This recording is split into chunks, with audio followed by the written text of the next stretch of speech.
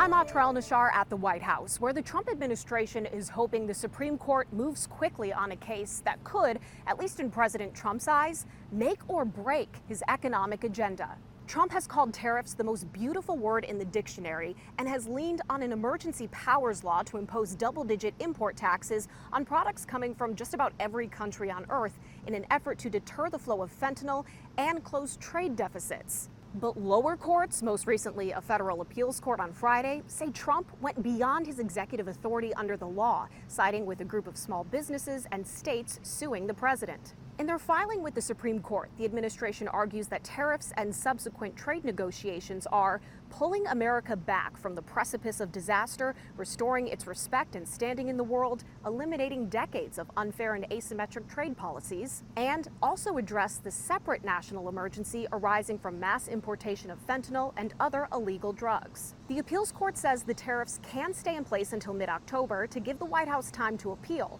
Earlier this week, the president says he wants the Supreme Court to fast-track a decision because of losses on Wall Street. We're going to ask for an expedited ruling because, when you look at the stock market's down today, the stock market's down because of that, because the stock market needs the tariffs. But in their filing, the White House says the court should expedite because the lower court's decision has jeopardized ongoing foreign negotiations and threatens framework deals. After months of negotiations and extensions for dozens of trading partners, the president secured just 8 trade agreements. These deals are all done.